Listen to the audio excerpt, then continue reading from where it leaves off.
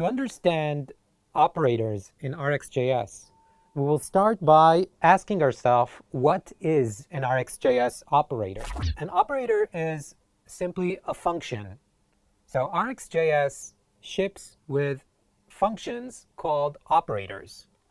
And some of those functions help you create a new observable. And some of those functions help you manipulate your observable to turn it to another observable. So operators are simply functions. Those functions construct like a tool set that you can, a tool set of functions that you can use to solve your common async problems in an easy, declarative, reusable way. So operators are functions which are like a toolbox for solving async problems. And we can categorize the operators to two groups. One type of operators are operators that creating new observable, creation operators. Those are operators we can use to create new observables. And another type of operators are operators that we call pipeable operators. We use those operators in a pipe function and they help us manipulate an observable. So we have one kind of operators that creating new observables, and we have another type of operators that are manipulating an existing observable to create a new observable. And those are the types of operators. We can pretty much place the operators in one of those groups, either the creation or the pipeable operators.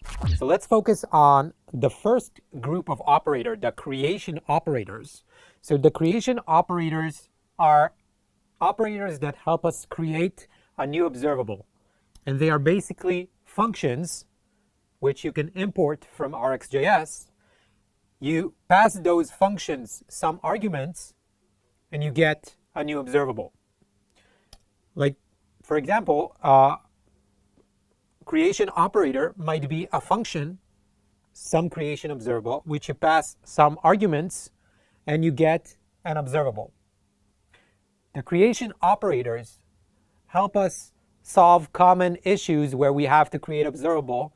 They are like shortcuts for creating observable for repeating issues. For example, if you have an array and you want to transform it to an observable, if you have a promise and you want to transform it to observable, if you have a timer, an interval, for example, you want an observable to emit a value every second, so you have a creation operator for a timer. So the creation operator takes common use cases where you need to create observable, and they supply you a function to help you create an observable for those common use cases. Here's an example of a creation operator called of.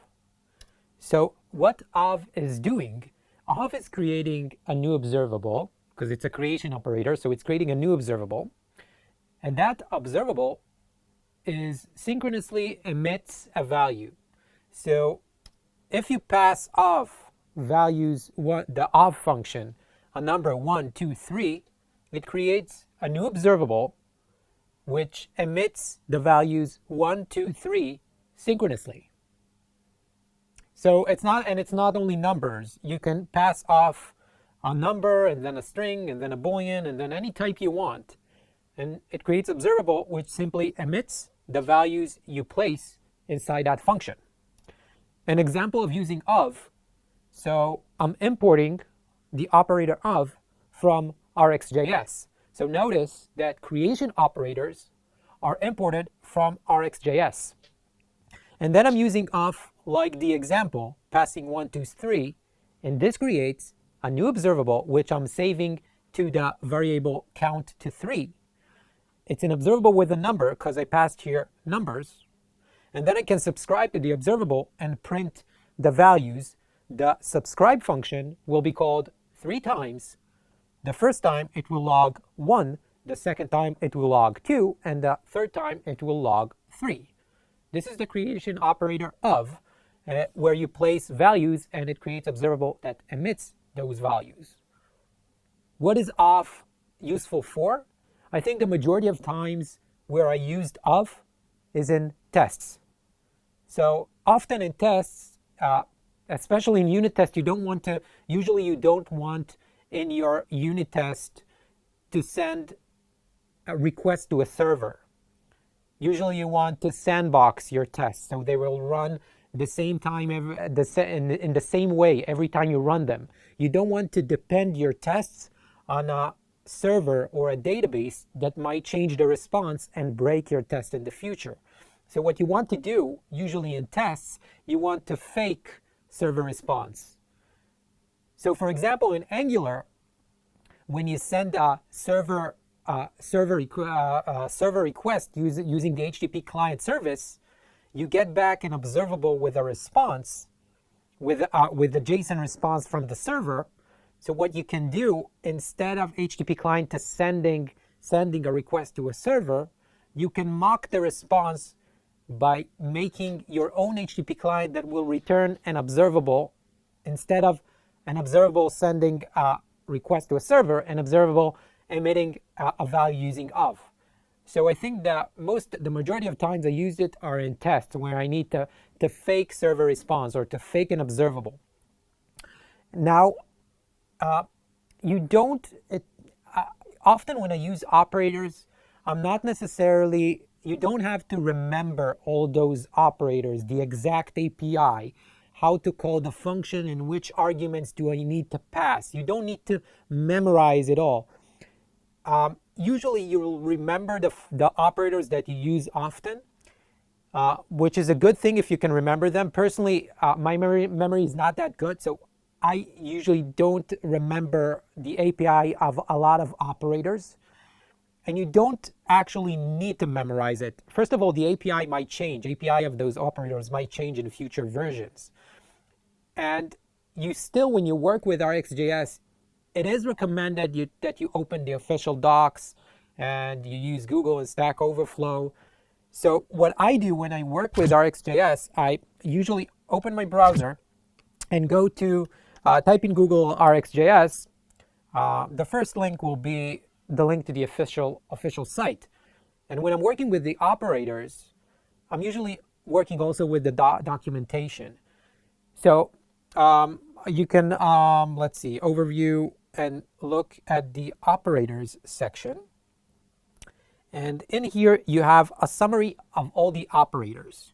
For example, the operator that we talked about now is the operator of. So if you scroll down, you have a section called creation operators, which lists all the creation operators that ship with RxJS. And in here, you'll find the of operator. Clicking it, and you'll see the marble diagram that describes the operator along with the documentation. So you don't have to memorize those operators. The API might change in the future. It is important that you understand the marble diagram, because when you understand the marble diagram, you can look at the documentation and immediately understand what the operator does. So don't memorize, but do understand. Creation operators creates a new observable, and then you have a bunch of creation operators, and you can look for use case that is repeating, for example, server observable from an AJAX request, observable from a promise, from an event, an interval observable. You have here a list of creation operators. It is highly recommended that you go over this list just to understand what creation operator ships with RxJS. But going back to our example, creation operator of is simply emits synchronous observable, in this example with 1, 2, 3. Now we'll have the next lesson, we'll have a lesson about creation operators where we cover more thoroughly and see code examples of using the actual creation operators, and we'll cover how to use the of operator. In addition, we'll have a lesson of you exercising the creation operators and how to use them. It is highly recommended that you also practice by writing code. So don't just watch the lectures, do the actual exercises as well. And we'll have an exercise for you to code, install RxJS, and use the creation operators that ship with RxJS to create observable. So those are some of the lessons that we have, a lesson about the creation operators and an exercise lesson that you can practice using the creation operators. Now, we said that the operators can be placed in either the creation operators or the pipeable operators. So let's talk about the second group of operators that are called pipeable operators. The pipeable operators, they create, similar to the creation operators, the creation operators create a new observable. The pipeable operators also create a new observable. But the new observable that they create is based on an old observable. So unlike the creation operators that create a new observable from scratch, the pipeable operators creating a new observable from an older one.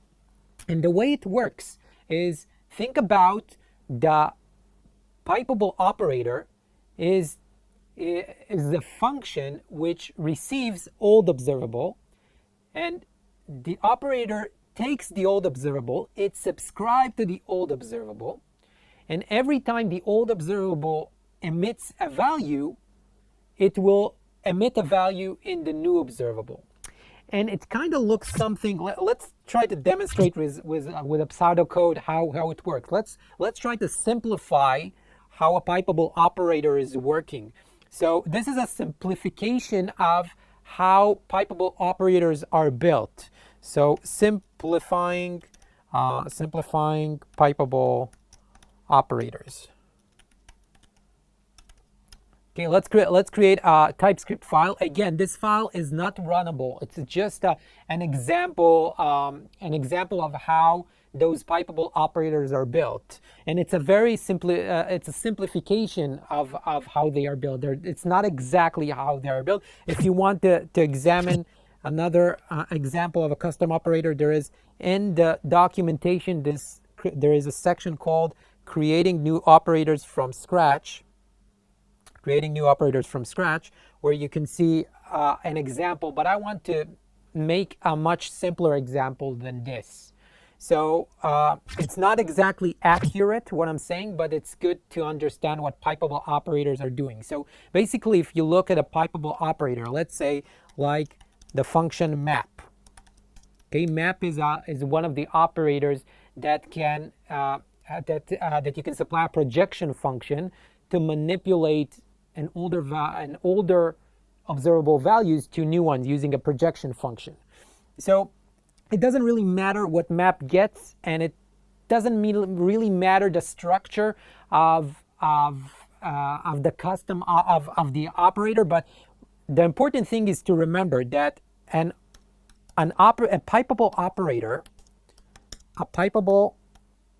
operator gets an old observable. It gets in one of on one of its arguments, it gets an old observable. So it gets an old observable, and this is of type, let's say, observable of any. Okay, for it to acknowledge the observable, let's import observable from RXJS.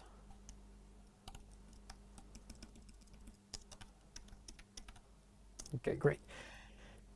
Great. So I'm getting an operator get an observable. In the documentation example, this is described here, the observable we're getting. But again, my example is trying to do it more simple, just for you people to understand, and not accurate. So again, what an operator is doing, it's creating a new observable.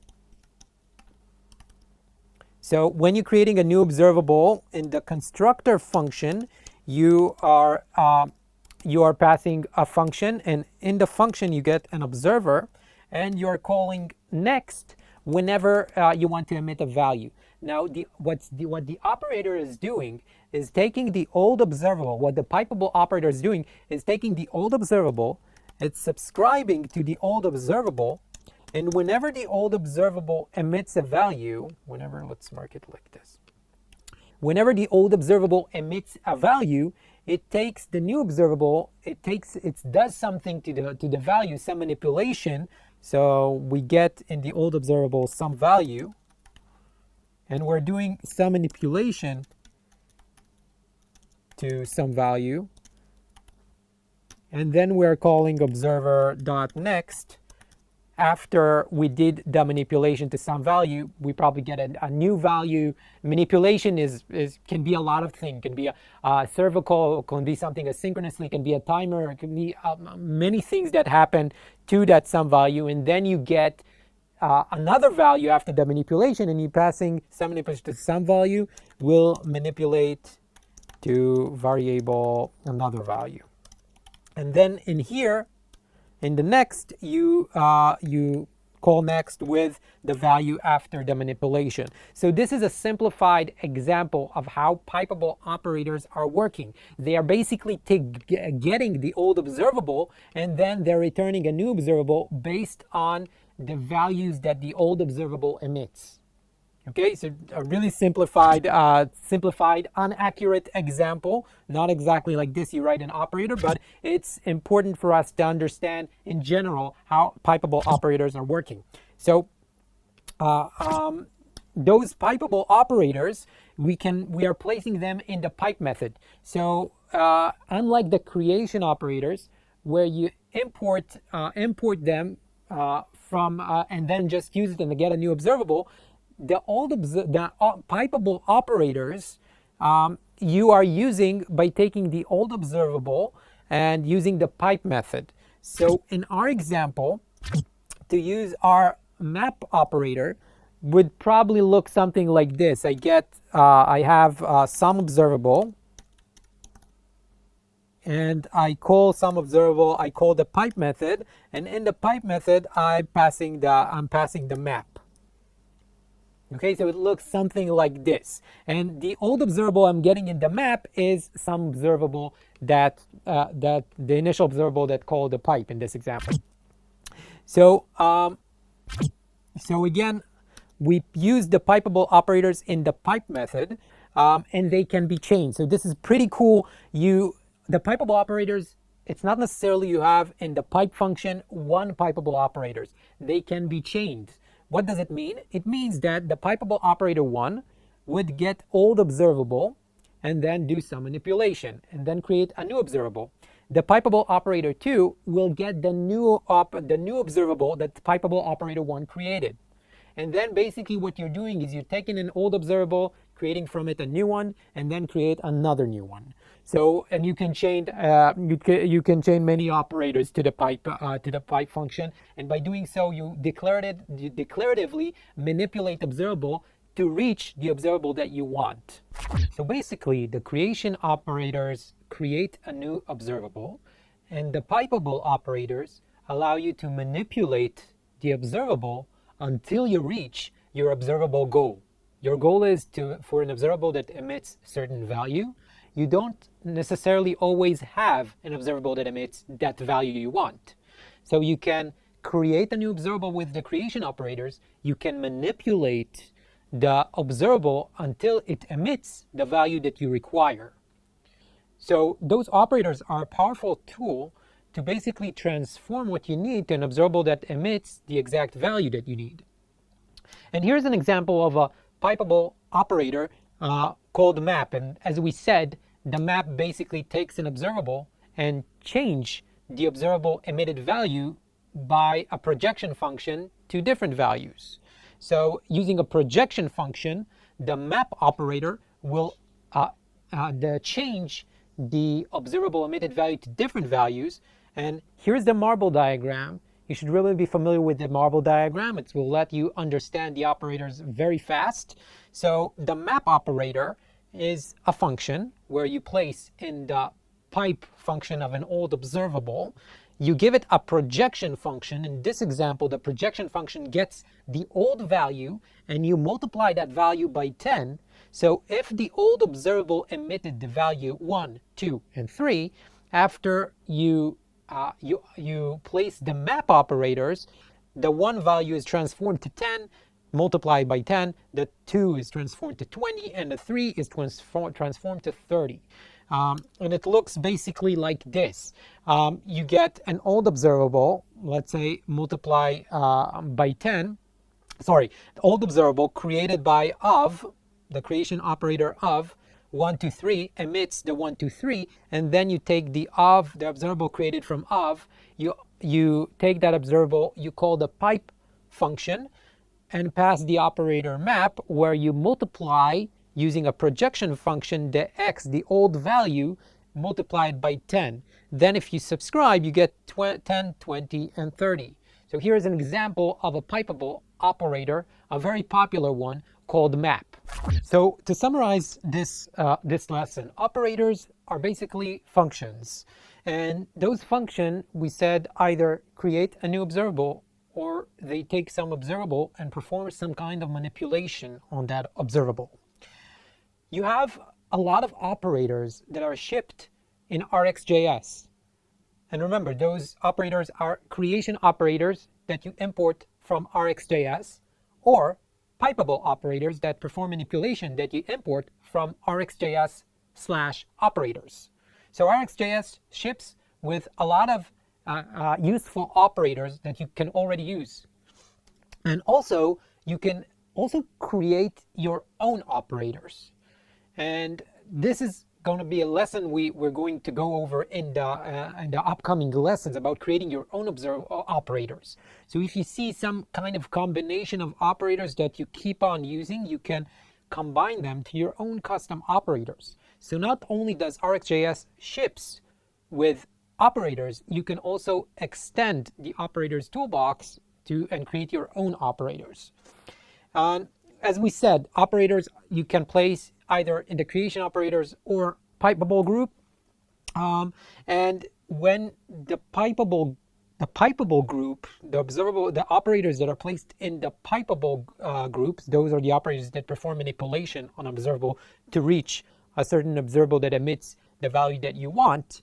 So the pipeable operators, you place them inside the pipe method of an old observable that you want to perform manipulation. You call the pipe method, and you can chain those pipeable operators in that pipe method. So those pipeable operators can also be chained. So that's for understanding what kind of operators do we have. Just a general understanding about the operators and what they are doing and basic usage.